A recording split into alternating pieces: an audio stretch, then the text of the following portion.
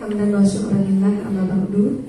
Dengan mengucapkan puji syukur kehadirat Allah Subhanahu wa taala serta salawat dan salam kepada Rasulullah SAW yang telah mengatakan sedi-sedi dasar kehidupan manusia di permukaan bumi ini.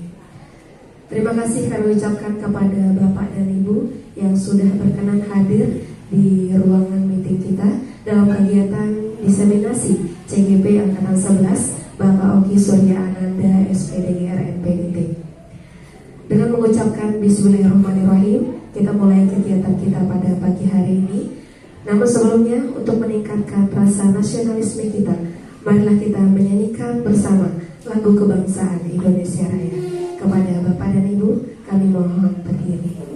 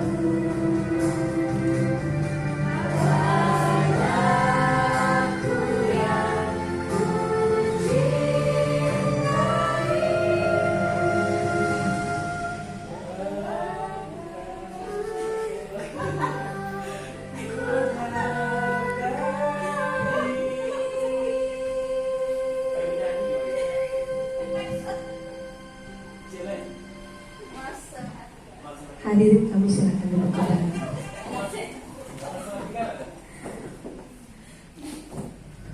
Bapak dan Ibu yang kami muliakan, sengaja pagi ini tidak saya mulai dengan pantun karena saya yakin Pak Oki akan memberikan pantun-pantun yang sudah dipersiapkan dari 1 bulan yang lalu. Baik Bapak dan Ibu, langsung saja kita masuk kepada kegiatan inti kita pada pagi hari ini, yaitunya diseminasi modul 14 tentang budaya positif yang akan dipaparkan oleh Pak Oki. Kepada Pak Oki kami silakan.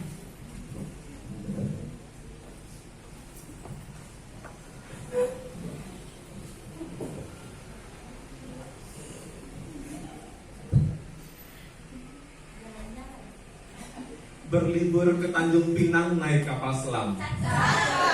Nunggunya di pinggir dermaga. Ketika ada yang mengucapkan salam, harap dijawab dengan lantang dan bertenaga. Assalamualaikum warahmatullahi wabarakatuh. Waalaikumsalam warahmatullahi wabarakatuh. Nak dua pantun syair tebing tinggi di atas gunung. Cakepnya mana? Merapi, hati-hati bila sedang mendaki. Hidup ini tak bisa diulang kembali. Mari kita mulai saja acara ini. Kita enjoy ya. Oke baik, terima kasih kepada Ibu Gina yang sudah memfasilitasi kegiatan ini dalam memoderatori dalam rangka kegiatan saya pada pagi hari ini. Aksi nyata modul 1.4 diseminasi budaya positif di SMA Negeri 3 Bukit Tinggi. Hal ini merupakan salah satu rangkaian tugas saya selaku calon guru penggerak angkatan 11 di Kota Bukit Tinggi. Semoga dengan salah satu kegiatan ini maka hilanglah huruf C di depan gelar saya menjadi GP. Amin ya rabbal alamin. Ibu dan Bapak, kita mulai untuk materi kali ini. Di mana di sini ada dua kata yang akan kita bahas di sini. Yang pertama adalah budaya positif. Kalau kita ibaratkan budaya itu berarti adalah sesuatu yang sudah menjadi tradisi atau sesuatu yang sudah menjadi warisan turun-temurun, sehingga perlu untuk diterus kembangkan menjadi hal-hal yang berbau positif. Maka budaya positif itu kita ibaratkan sebagai wujud dari nilai-nilai atau keyakinan universal yang diterapkan. Yang ketiga adalah kebutuhan dasar manusia, di mana setiap perilaku yang dilakukan murid pada dasarnya memiliki tujuan tertentu. 5 kebutuhan dasar manusia yang mesti kita ketahui adalah diantaranya. Yang pertama, kebutuhan bertahan hidup. Setiap kita itu pasti ingin bertahan hidup, di mana akan menjalani kehidupan sesuai dengan apa yang kita inginkan. Yang kedua, kebutuhannya adalah cinta kasih sayang. Murid ingin diterima dan dihargai. Sebagian besar dari kita pasti ingin mendapatkan cinta dan kasih sayang. Terkadang ada murid yang kelihatan di sekolah ingin diterima dan dihargainya itu melebihi dari teman-temannya. Artinya barangkali di rumah mungkin ada yang kurang mereka dapatkan, sehingga perlu mereka lampiaskan atau kembali untuk diperlihatkan di sekolah. Yang ketiga adalah kebutuhan penguasaan, yaitu kebutuhan pengakuan atas kemampuan.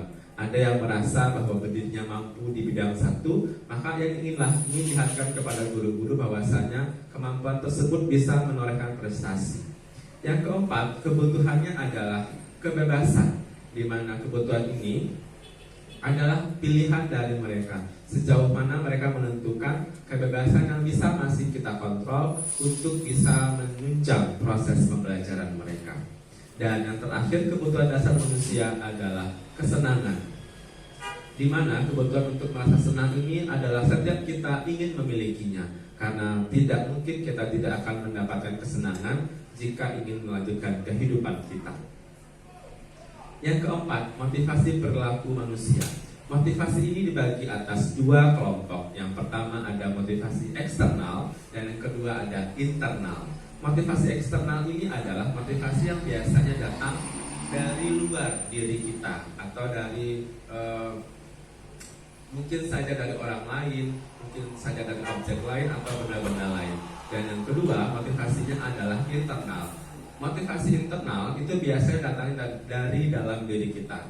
Seharusnya motivasi internal inilah yang harusnya lebih banyak kita dapatkan, termasuk juga kepada siswa-siswi kita. Harusnya motivasi inilah yang terus mereka kembangkan, sehingga motivasi ini akan menjadi tolak ukur dari pembelajaran mereka. Sehingga dari kita selaku guru maka perlu untuk mengembangkan tersebut, sehingga motivasi-motivasi yang lebih muncul adalah motivasi internal atau dari diri siswa tersebut. Yang kelima, ada posisi kontrol guru. Di kelompok ini kita melihat ada 5 posisi dari kita yang keseharian mungkin pernah mengalami hal tersebut. Ada penghukum, ada pembuat rasa bersalah, ada sebagai teman, ada pemantau, dan ada manajer. Dari kelima-lima ini memiliki hal-hal yang bersifat positif dan juga ada negatifnya. Tetapi tergantung dari kondisi kita, sejauh mana tingkat kita bersama dengan siswa atau murid kita, maka sebagian besar mungkin kita sudah pernah mengalami atau merasakan hal-hal yang berada yang 5 ini, di mana posisi pernah menjadi penghukum, atau mungkin pun di rumah kita pernah melakukan terhadap anak-anak kita sebagai pembuat rasa bersalah, atau mungkin bisa sebagai teman yang dekat dengan siswa atau anak kita di rumah, bahkan hanya sekedar untuk memantau saja, melihat-lihat saja, atau mungkin bahkan menjadi yang lebih baik atau tingkatannya lebih bagus seperti sebagai seorang manajer, ya, dimana di sana kita bisa berbagi lebih daripada sekedar teman. Artinya posisi kita masih berada di atas dan kita bisa mengayomi atau memberi support dan dukungan kepada siswa maupun kepada anak-anak kita. Dan untuk yang mungkin seperti penghukum, pembuat rasa bersalah, itu mungkin kategorinya masih di bawah-bawah. Artinya tidak terlalu baik jika kita mencobakan atau mengikuti posisi yang seperti itu. Alangkah baiknya kita merubah posisi menjadi tempat-tempat yang tertentu seperti manajer dan mungkin yang pemantau. Karena dari kategori ini maka mungkin lebih baik kita menjadi orang-orang yang bisa bergabung dengan mereka, tetapi tetap dengan posisi yang masih berada di atas, bukan sebatas setara dengan mereka. Karena nanti suatu saat mereka juga akan menjadi seperti kita, atau mungkin seperti kita yang sudah menjadi orang tua, maka juga akan mereka rasakan hal-hal yang sama. Termasuk juga di rumah kita juga menjadi seorang guru. Nah, mungkin kelima-limanya ini juga pernah atau kita sudah pernah melakukannya, sehingga kita kembali melihat rasanya di 5 posisi ini perlu rasanya kita berubah posisi menjadi tempat-tempat tertentu dengan posisi atau kondisi tertentu juga. Kemudian di contohnya adalah contoh penerapan 5 posisi kontrol, di mana beberapa kalimat atau mungkin statement yang pernah kita dengar atau mungkin pernah kita ucapkan mungkin ketika berada di posisi tersebut, maka contoh-contohnya ada seperti berikut ini. Jika mungkin pernah kita berada di posisi penghukum, maka mungkin ada kalimat yang kita pernah ucapkan atau pernah kita dengar: patuhi peraturan sekolah, berdiri di barisan lain. Artinya kita melihat ada kondisi ketika saat itu sekelompok orang siswa atau mungkin sekelompok murid kita yang mungkin berbeda, mungkin dari segi seragam atau mungkin dari segi atributnya yang tidak pas atau sama, maka nada yang keluar atau mungkin ucapan yang muncul pada saat itu mungkin seperti seorang yang menjadi penghukum.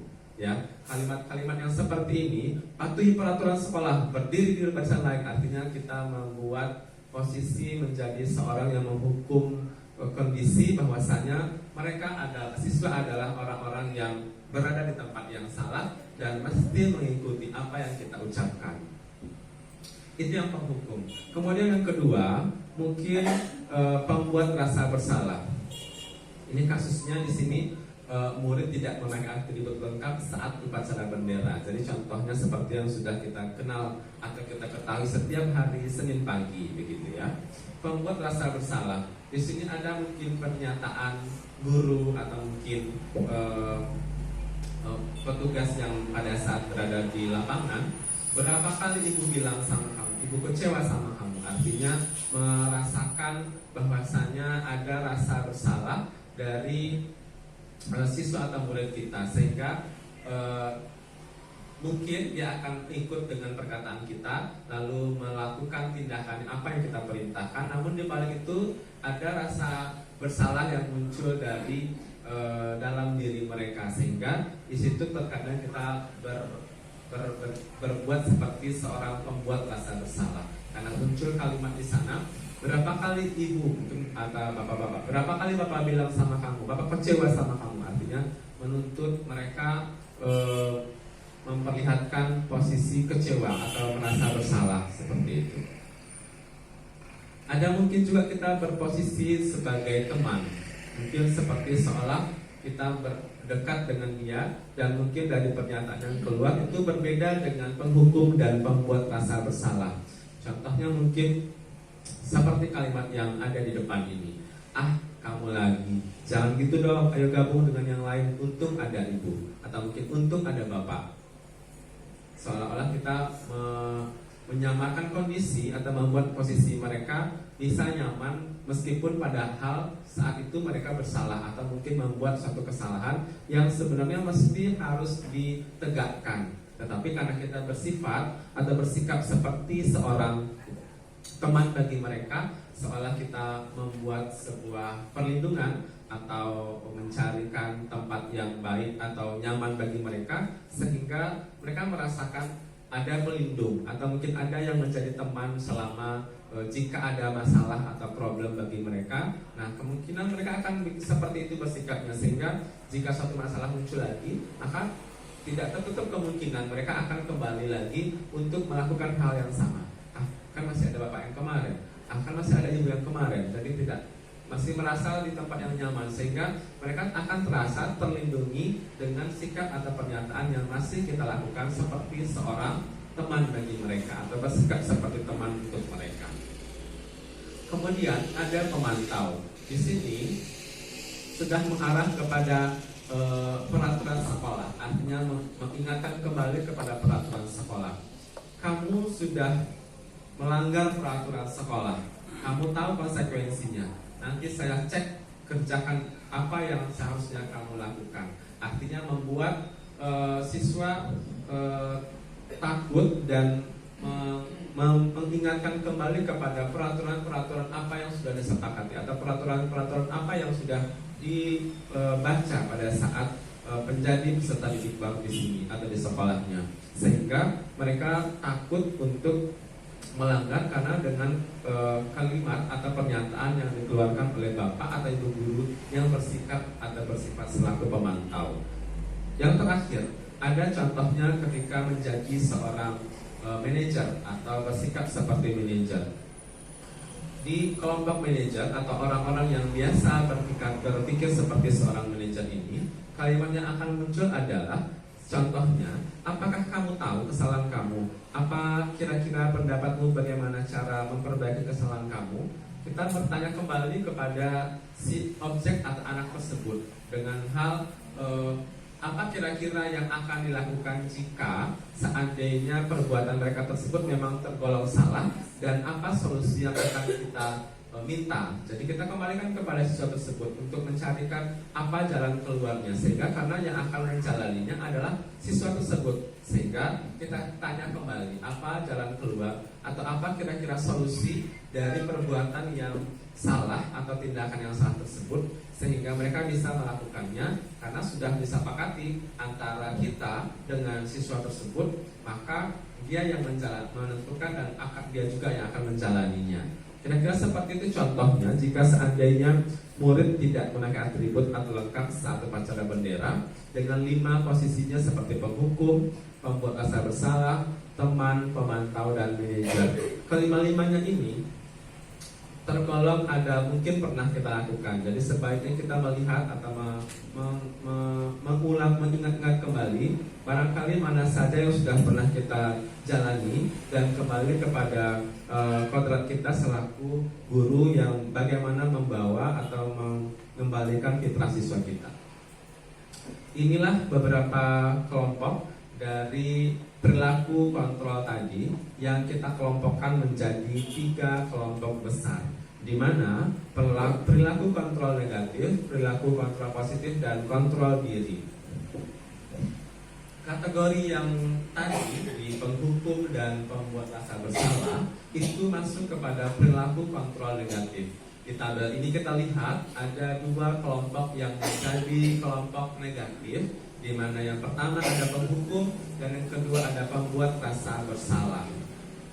Kelompok kedua ada perilaku kontrol positif, ini masih tergolong yang baiknya, teman dan pemantau. Tetapi alangkah baiknya di pojok paling ujung itu ada kontrol diri atau manajer.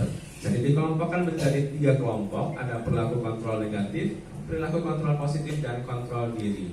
Di mana perilaku kontrol negatif ini seperti tadi, kadang-kadang ada pernyataan atau perbuatan kita yang mengarah kepada penghukum, seperti menghardik atau menunjuk-nunjuk atau menyakiti dan menyindir. Perkataan yang kita ucapkan yang seolah-olah seperti menghukum atau menjadi kontrol negatif bagi kita, dan itu akan menjadi image bagi siswa kita bahwasanya pernah dihardik, pernah ditunjuk, atau pernah disakiti, atau mungkin pernah disindir, yang terkadang perasaan siswa itu berbeda-beda setiap mereka, tidak sama. Ada yang perasa, atau mungkin ada yang menganggap enteng saja, atau ada yang menganggap tidak menjadi masalah. Namun ketika ada kita terkendala pada satu siswa atau satu kasus yang terkadang mungkin perasaannya mungkin agak melo, atau mungkin dari rumahnya, mohon maaf, dari rumahnya mungkin ada kendala atau ada problem,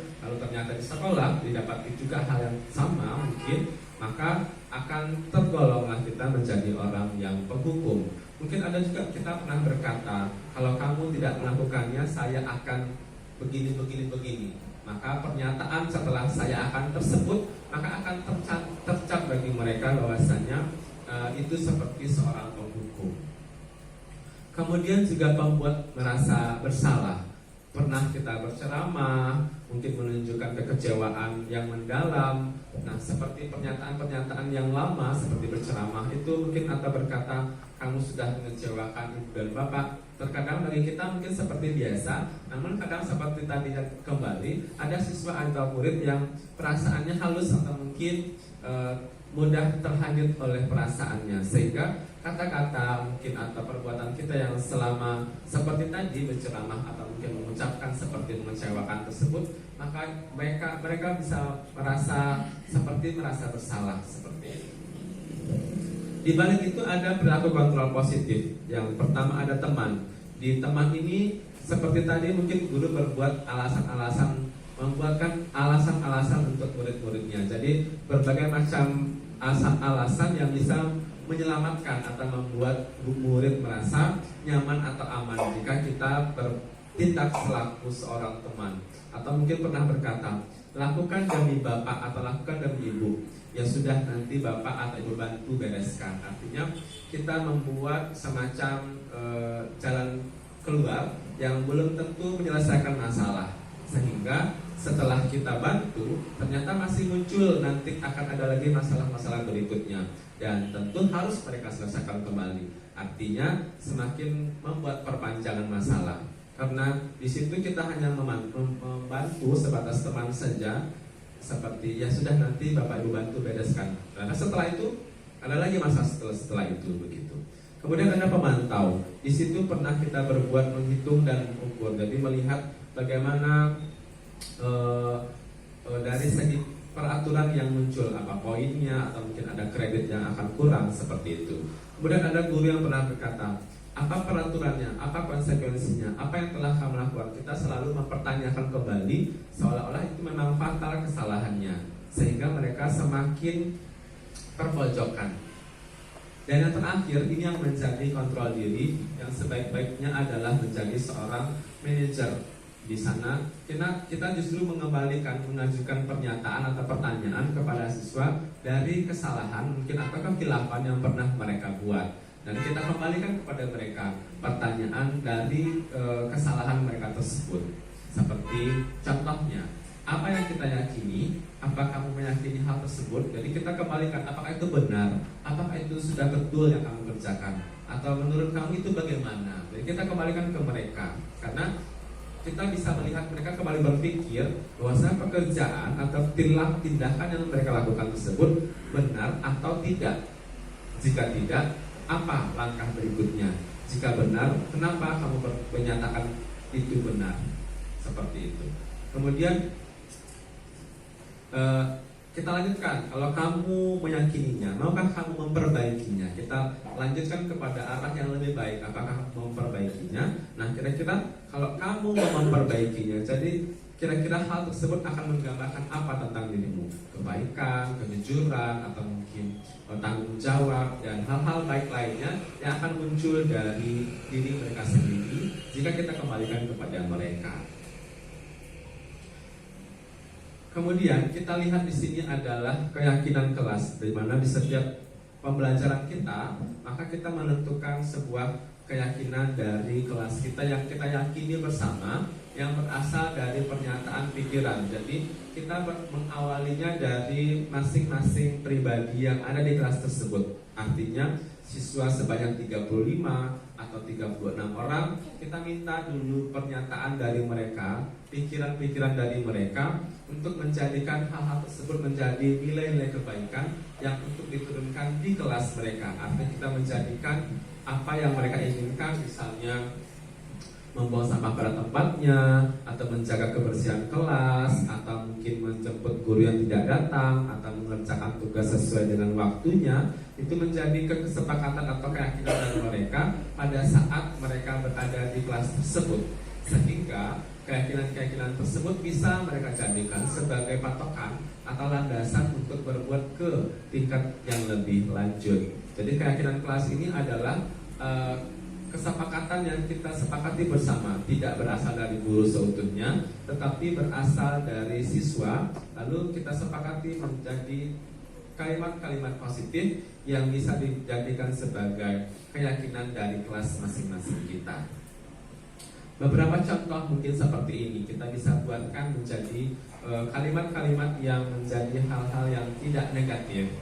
Pertama, menjaga kebersihan kelas. Otomatis karena kita ingin kita melihat kelas kita bersih, tentu semua warga termasuk siswa yang berada di dalamnya harus menjaga sampah-sampah yang berserakan, ataupun mungkin menjaga kebersihan kelas dari hal-hal yang akan mengganggu kenyamanan belajar. Kemudian yang kedua, menghargai teman dan guru. Kalimat-kalimat seperti ini mungkin sudah hampir tidak lagi muncul di kelas-kelas kita, karena menghargai teman itu mungkin terkadang sekarang sesama mereka bahasanya sudah berbeda. Artinya dari mereka ke mereka, cara memanggil atau cara bertanya atau mungkin cara berbicara itu mungkin sudah berbeda, karena mungkin generasi sekarang memang untuk perubahan itu perlu usaha yang lebih keras dari kita, sehingga menghargai teman dan guru itu menjadi contoh salah satunya bagi keyakinan kelas di saat ini. Kemudian juga melaksanakan tata tertib kelas dan sekolah. Artinya apapun aturan atau apapun instruksi dari kelas dan sekolahnya perlu dilakukan atau dilaksanakan. Dan misalnya contoh yang terakhir adalah bersikap tenang saat pembelajaran berlangsung. Ketika kita menerangkan atau mungkin ketika berdiskusi, itu harus menjaga ketenangan dan pembelajaran pun bisa berlangsung dengan baik. Ini kira-kira langkahnya untuk membuat bagaimana pembentukan contoh keyakinan kelas. Jadi melihat beberapa item ini, ada 6 item ini, lebih abstrak dari peraturan. Jadi kita melihat lebih jelas dari peraturan atau kalimat-kalimatnya lebih baik. Kemudian juga sedikit saja agar mudah diingat. Jadi kalimat-kalimat seperti ini beberapa kata saja supaya mudah diingat atau bisa diingat lebih lama. Berupaya untuk pernyataannya yang universal, artinya umum kita gunakan sehingga semua orang atau semua siswa itu bisa menyadari betapa pentingnya keyakinan kelas tersebut. Dan juga yang keempat, menyesuaikan dengan kondisi kelas agar mudah diterapkan. kemudian dibuat dalam bentuk kata-kata positif, dan semua warga kelas ikut serta atau terlibat dalam pembuatan keyakinan kelas. Karena nanti kita akan meyakini keyakinan kelas itu untuk kita semua. Jadi tidak ada yang tidak terlibat dalam saat pembuatan keyakinan kelas tersebut. Yang berikutnya ada segitiga restitusi. Di sini ada pernah kita melakukan validasi tindakan yang salah, menanyakan keyakinan dan menstabilkan identitas. Ketika misalnya ada siswa yang melanggar peraturan, atau mungkin ada yang pernah tidak membuat PR, atau mungkin barangkali terlambat masuk kelas kita, atau mungkin tidak datang pada saat kita mengajar, itu kita bisa lakukan dengan cara 3 hal ini. Segitiga restitusi namanya. Jadi bisa kita menstabilkan identitas atau membuat mereka nyaman terlebih dahulu, sehingga emosi mereka tidak meledak-ledak ketika saat kita tanya, atau mungkin saat kita interogasi lebih tepatnya. Karena nanti ketika kita bertanya, maka mungkin saja mereka akan menjawab dengan nada atau emosi yang lebih tinggi, sehingga kita perlu rasanya menstabilkan terlebih dahulu. Dan setelah kemudian kondisi nyaman dan aman, maka kita memvalidasi tindakan yang salah. Artinya ketika ada kegiatan yang mereka anggap betul, lalu ketika kita ke mereka ternyata itu adalah tindakan yang salah atau keliru, maka kita perlu meluruskan. Nah, itulah namanya validasi tindakan yang salah. Kita kembalikan kepada hal-hal yang seharusnya benar, dan itu mesti kita ikuti bersama. Dan tentu kita melihat di sana dengan teori-teori atau mungkin contoh-contoh yang benar adanya, sehingga mereka meyakini, oh ternyata ini memang salah, oh ternyata ini memang keliru, oh ternyata ini memang tidak benar pekerjaannya, sehingga mereka yakin bahwasanya itu memang keliru, itu memang tidak benar, itu memang salah, gitu ya. Dan yang terakhir kita kembalikan kepada mereka seperti tadi, kita tanyakan kembali kepada mereka atau kepada siswa, apakah itu benar yang kamu lakukan, atau apakah itu sudah sesuai dengan aturan yang sebenarnya. Jadi mereka kembali mengingat kembali, apakah itu benar, berarti seandainya tidak, apalagi tindakan berikutnya, apalagi langkah-langkah berikutnya, seperti itu kira-kira. Jadi kita punya 3 langkah ini yang biasa kita nanti akan gunakan. Jika seandainya terjadi kembali kepada kita, maka kita stabilkan identitas terlebih dahulu. Kita buat terlebih dahulu mereka menjadi nyaman, sehingga emosi mereka tidak meledak-ledak atau menjadi stabil kembali. Lalu kita validasi tindakan yang salah, kita angsur untuk melanjutkan kepada tindakan-tindakan yang mereka katakan benar tersebut. Lalu kita nyatakan dengan teori-teori atau pernyataan-pernyataan, mungkin ada praktek-praktek yang sebenarnya benar, tidak salah seperti itu. Dan kita kembalikan dengan menanyakan keyakinan, apakah itu benar yang mereka lakukan, seperti itu.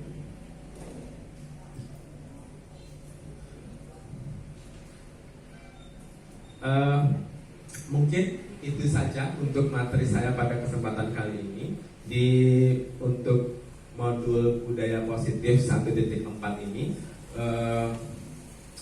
Semoga dengan penyajian ini ada manfaat atau ada yang bisa diambil sebagai hikmahnya, sehingga nanti pada proses pembelajaran kita mendatang maka menjadi lebih baik lagi, sehingga siswa-siswi kita menjadi tamatan atau lulusan yang menyenangkan dan lebih baik lagi ke depannya.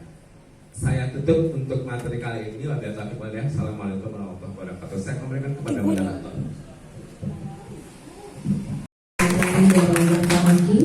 Semua yang disampaikan oleh beliau bermanfaat bagi kita semua, dan terkhusus bagi beliau yang menyampaikan. Baik Bapak dan Ibu, kita ucapkan alhamdulillahirrahmanirrahim. Demikianlah kegiatan kita pada pagi hari ini. Semoga yang kita lakukan bersama bernilai ibadah di sisi Allah Subhanahu wa taala. Saya selaku pembawa acara, salah dan janggal mohon maaf. Assalamualaikum warahmatullahi wabarakatuh.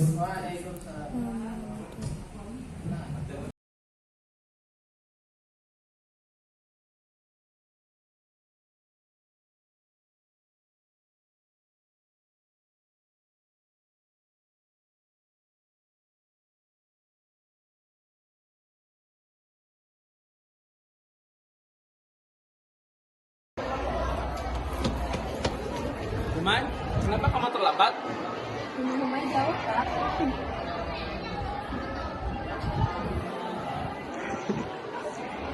Apa menurut Umay terlambat itu baik? Tidak, Kak. Gimana, Kak? Kalau boleh tahu kenapa Humay terlambat? Rumah Humay jauh dari sini. Berapa menit? Rumah Humay kalau sekitar 20 menit dari sekolah kan. Nah, jauh juga ya. Kira-kira solusi apa yang menurut Humay bisa Humay berikan? Mulai besok Humay bakal bangun lebih cepat untuk lebih bisa datang di sekolah kan. Ya, berarti kan kurang disiplin ya, kamu harus menghargai waktu juga ya. Kemudian kalau sekarang mau menjadi murid yang seperti apa? Humay ingin lebih menghargai waktu, diri sendiri dan juga menghargai guru dengan selalu tepat waktu Pak. Jadi sudah disepakati ya, nanti lagi bangun cepat datang dan berangkat ke sekolah lebih pagi ya. Masuk.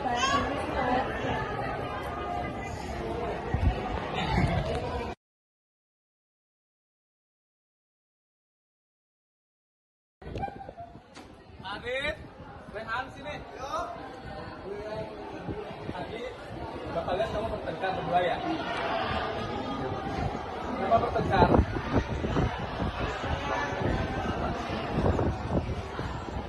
Coba Rehan jelaskan kenapa kejadiannya.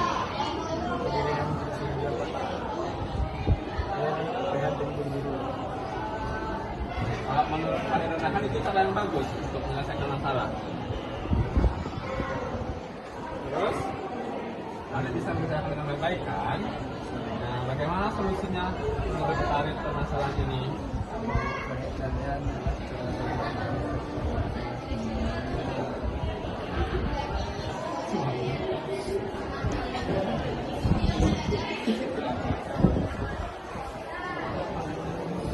Farid bersedia mencari solusi dengan Rehan. Ya, kapan Farid akan membawakan tasnya? Besok, Pak. Saya akan membawakan. Jadi nanti sudah setelah ini kalian kembali ke kelas dan seperti biasa ya, tidak mengulangi lagi kegiatan tadi ya. Terima kasih. Terima kasih, Pak.